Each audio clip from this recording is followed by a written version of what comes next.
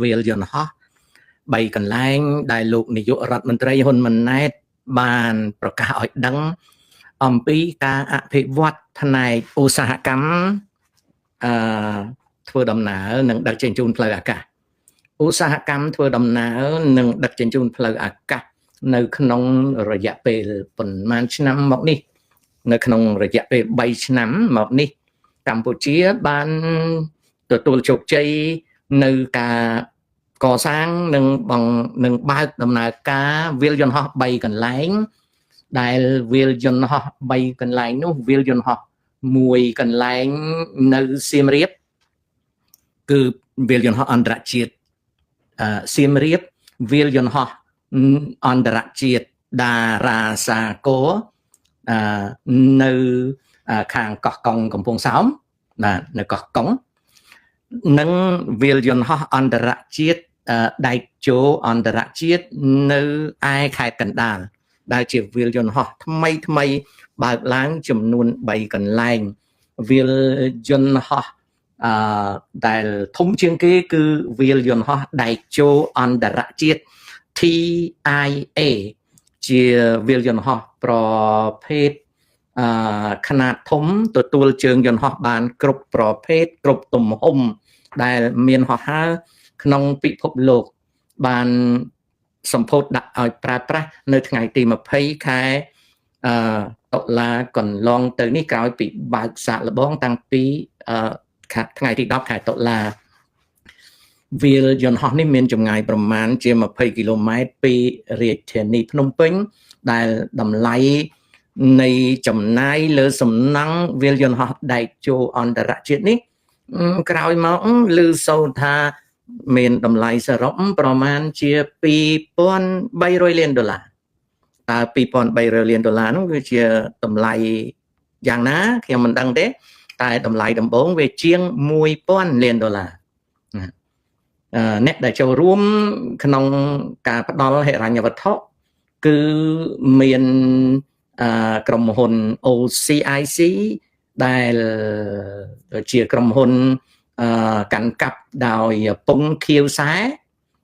និងជាចំណែកមួយទៀតរបស់រដ្ឋលេខាធិការដ្ឋានទទួលបន្ទុកអាកាសចរស៊ីវិលដែលលោកនាយករដ្ឋមន្ត្រីហ៊ុនម៉ាណែតបានអះអាងថាជាអនុទាននិងហិរញ្ញវត្ថុរបស់កម្ពុជាទាំងស្រុងដោយមិនខ្ចីបរទេសទេវាលយន្តហោះដែលចូលអន្តរជាតិគឺជាវាលយន្តហោះដែលសាងសង់ឡើងដោយក្រុមហ៊ុនចិនគឺក្រុមហ៊ុនChina State Construction Engineering Corporation រីឯអ្នកគូប្លង់នៃវាលយន្តហោះដែលចូលអន្តរជាតិនេះគឺក្រុមហ៊ុនគូប្លង់ឈ្មោះ Faster Partners នៅប្រទេសអង់គ្លេសហើយសមត្ថភាពនៃវាលយន្តហោះដែលចូលអន្តរជាតិនេះគឺសមត្ថភាពស្មើនឹង Code 4F ដែលទទួលនៅជើងយន្តហោះនិងទំហំយន្តហោះបានគ្រប់ទំហំដែលហោះហើរក្នុងពិភពលោកគោលដៅនៃការកសាងនិងបើកវាលយន្តហោះដែលចូលអន្តរជាតិគឺនឹងប្រមូលអ្នកដំណើរហើយនឹងផ្ដល់នៅចំណុចភស្តុភារកម្មដឹកជញ្ជូនទំនិញក្នុងការប្រកួតប្រជែងជាមួយនឹងវាលយន្តហោះអន្តរជាតិនៅឯទីក្រុងបង់កកគឺសវណ្ណភូមិហើយនឹងវាលយន្តហោះអន្តរជាតិនៅសិង្ហបុរី Singapore International វាលយន្តហោះមួយទៀតគឺវាលយន្តហោះនៅតារាសាគរចំណតអាកាសយានអន្តរជាតិតារាសាគរតាំងនៅខេត្តកោះកុងជាប់នឹងសមុទ្រឈូងសមុទ្រថៃឡង់ចំណាយទឹកប្រាក់ដំណាក់កាលទី1 $200 លានក្រុមហ៊ុនចិនឈ្មោះទៀនចិន Union Development Group ជាអ្នកវិនិយោគក្រុមហ៊ុននេះកាន់កាប់និងផ្ដល់ឥណទានលើការកសាងវាលយន្តហោះអន្តរជាតិតារាសាគរកុងត្រា99ឆ្នាំក្រុមហ៊ុនទៀនចិន Union Development Group នេះត្រូវទទួលទណ្ឌកម្មពីសហរដ្ឋអាមេរិកដែលចាត់ទុកថាជាក្រុមហ៊ុនប្រកបមុខរបរដែលអាមេរិកចាត់ទុកថាពាក់ព័ន្ធនឹងមុខរបរពណ៌ប្រផេះខ្មៅវាលយន្តហោះនេះត្រូវបានបញ្ចប់ការសាងសង់ក្រោយពីបានពន្យាពេលបន្តិចមកហើយក៏ដាក់ឲ្យប្រើប្រាស់វាលយន្តហោះមួយទៀតគឺវាលយន្តហោះអន្តរជាតិក្រុងសៀមរាបបើកដាក់ឲ្យប្រើប្រាស់នៅខែតុលាឆ្នាំ23ដែលមានចម្ងាយប្រមាណ40គីឡូម៉ែត្រពីក្រុងសៀមរាបអង្គរចំណាយទឹកប្រាក់អស់$1100 លានដែលមានកុងត្រា55ឆ្នាំ BOT នៅកម្ពុជាវាលយន្តហោះនេះមានគោលដៅធ្វើទំនើបកម្មនិងផ្ដល់នៅឱកាសនាំអ្នកដំណើរចូលមកតំបន់ទេសចរប្រវត្តិសាស្ត្រក្រុងសៀមរាបវាលយន្តហោះទាំង3នេះបានត្រូវលោកនាយករដ្ឋមន្ត្រីហ៊ុនម៉ាណែតលើកមកផ្សព្វផ្សាយថាជាការអភិវឌ្ឍផ្នែកដឹកជញ្ជូននិងអាកាសចរជើងអាកាសរបស់កម្ពុជាដែលកំពុងតែបំពាក់ខ្លួននៅហេដ្ឋារចនាសម្ព័ន្ធ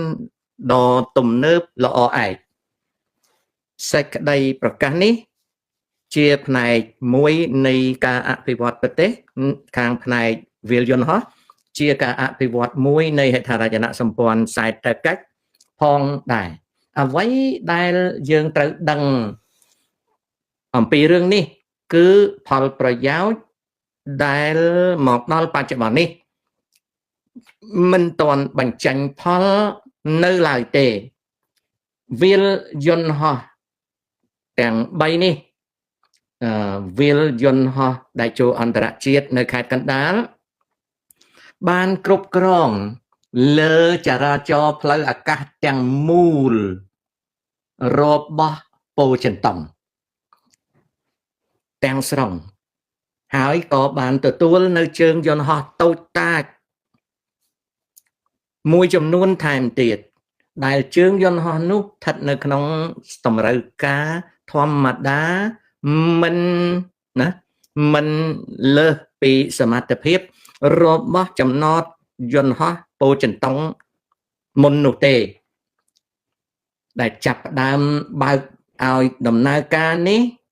គឺទទួលយកជើងយន្តហោះពីពោធិ៍ចិនតុងទាំងអស់ហើយនឹងយកជើងយន្តហោះថ្មីក្នុងតំបន់អនុតំបន់តែប៉ុណ្ណោះក្រុមហ៊ុនអាកាសចរដែលប្រើប្រាស់វាលយន្តហោះដែលចូលអន្តរជាតិមាន Singapore Airlines, Qatar Airways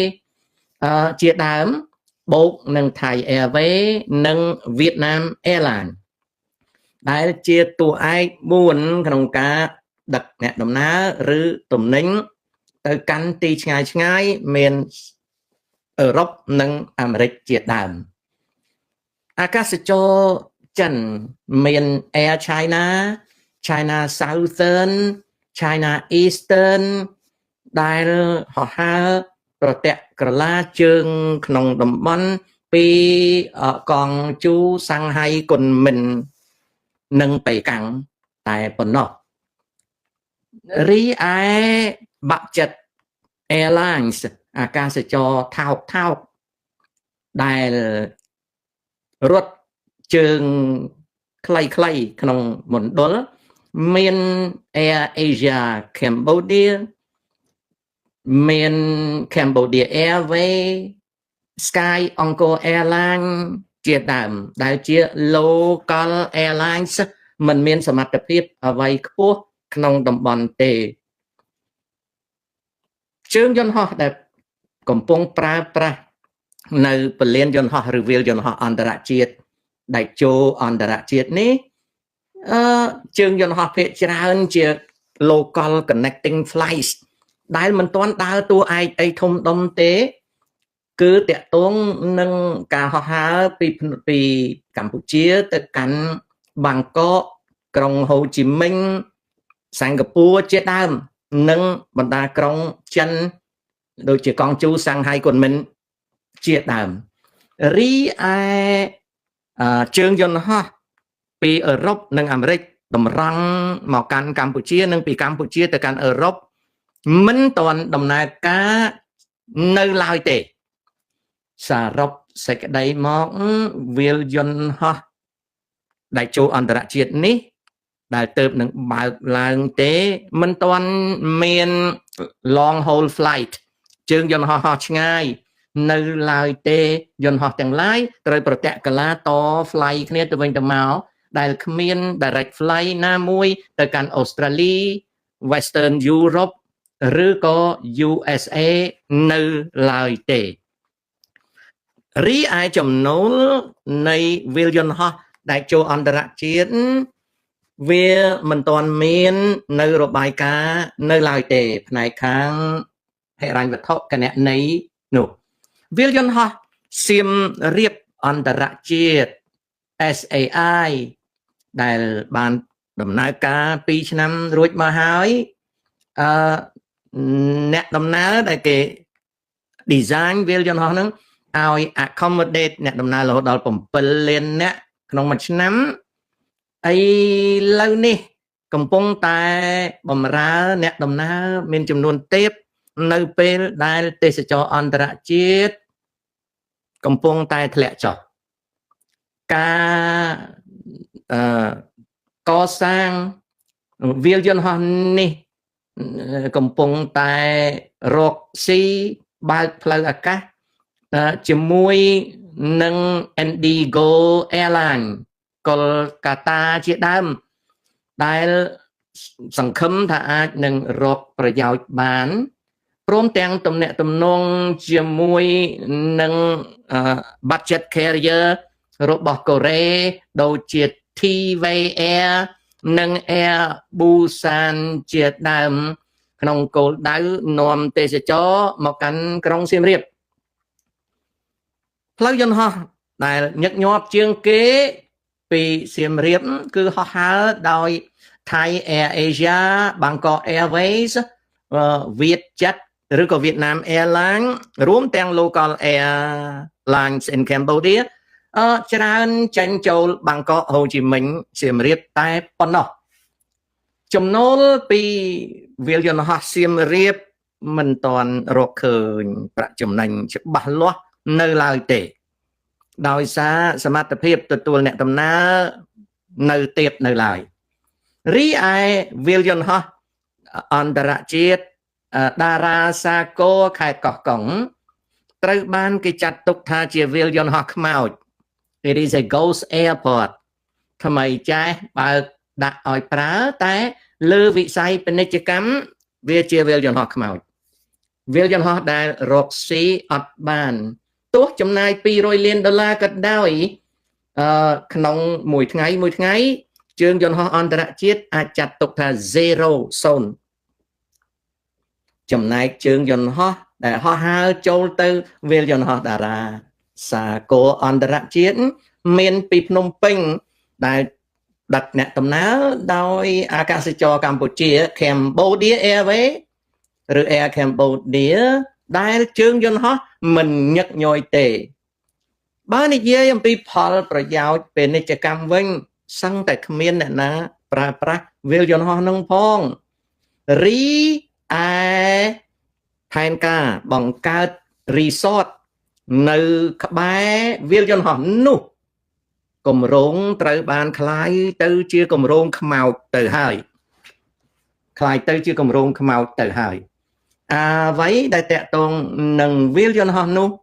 ថិតនៅជាស្រមោលនៅឡើយត្រង់នេះបញ្ជាក់ឲ្យឃើញថាជាការពិតណាស់ដែលកម្ពុជាក្នុង3ឆ្នាំបើកសាងហើយបើកវាលយន្តហោះ3វាលយន្តហោះថ្មីជាងគេដែលចូលមិនទាន់ដឹងថារកស៊ីយ៉ាងម៉េចទេចំណែកវាលយន្តហោះសៀមរាបរកស៊ីមិនទាន់បានពីព្រោះវាមិនសូវមានអ្នកដំណើរដូចសមត្ថភាពគ្រោងទុកកំពុងតែខំរកចំណែកឯវាលយន្តហោះតារាសាគរអន្តរជាតិត្រូវបានគេចាត់ទុកថាជាវាលយន្តហោះខ្មោច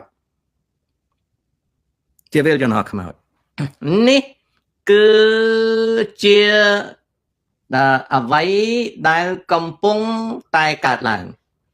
វាលយន្តហោះតារាសាគរមិនសូវមានកាលានុភាពនិងប្រយោជន៍ពាណិជ្ជកម្មប៉ុន្មានទេគេ